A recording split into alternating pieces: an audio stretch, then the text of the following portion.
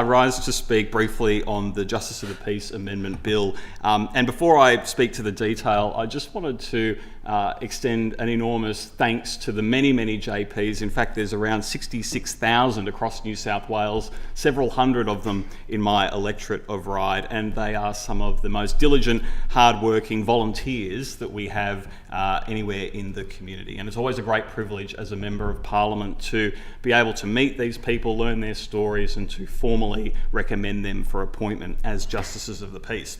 I'm supporting this bill in large part because it's a reform and a recommendation that has come at the behest of the Justices of the Peace and their associations. They've been raising for some time the concerns around the prospects of being held liable for omissions that were made by accident. So good faith omissions, but ones that nonetheless had the effect of making an error or missing something, some sort of detail when carrying out their voluntary duties. And so it is really pleasing to see this Parliament come together in response to their calls to be able to make that change formally so that more Justices of the Peace can continue to function and do their services with confidence that they won't be held liable for those acts that may have been made in good faith. So in substance, the bill is to amend the Justices of the Peace Act to provide protection from civil liability to a person who holds office as a Justice of the Peace for acts done or omitted to be done, or acts that in a reasonable belief were done or omitted to be done in good faith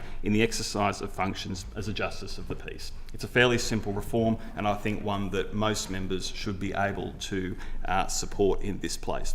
So Justices of the Peace provide a number of vital community functions. In particular, they witness statutory declarations and affidavits, and they certify copies of documents as true and accurate. There can be nothing more important in the current day and age, particularly in my part of the world where the community is growing so fast, than to be able to have a quick, easy flow of the lowest level tier of the justice system. And so being able to get more JPs into the system to clear those backlogs, to help the community with those witnessing and certifying copies, I think is a really important service. And this bill goes some way to making that easier for people to do. The services that JPs provide are done free of charge by volunteers, and as a consequence this saves taxpayers significant costs than were the government to perform that same work through some sort of other formal function. So it's important that we make the ease of that even easier. The bill introduces statutory protection from civil liability for JPs when acting in good faith while carrying out those duties. What this means is that JPs will have immunity from civil suits for actions or omissions that are made honestly and within the scope of their role. And it's important to mention that this doesn't mean that JPs who are deliberately acting incorrectly or who are making decisions not in good faith are somehow exempt. That is not the case. JPs, and there are very few of them, but were they to act in a way that was not consistent with their functions and with the law, then they would still be, of course, held liable. And that's an important distinction in this particular piece of legislation. This change brings New South Wales into line with most other Australian jurisdictions, which has followed targeted consultation in 2024.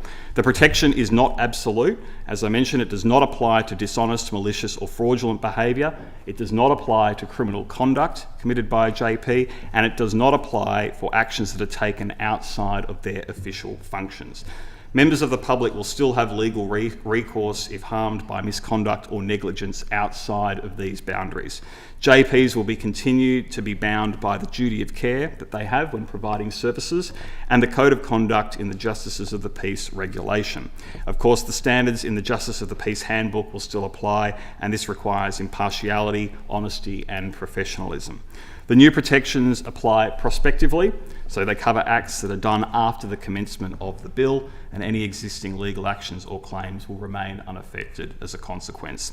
This reform formally recognises the important contributions JPs make to our legal system and the local communities that we serve each and every day, and it's a practical way to ensure those who serve the public in good faith while maintaining accountability and trust in the JP system.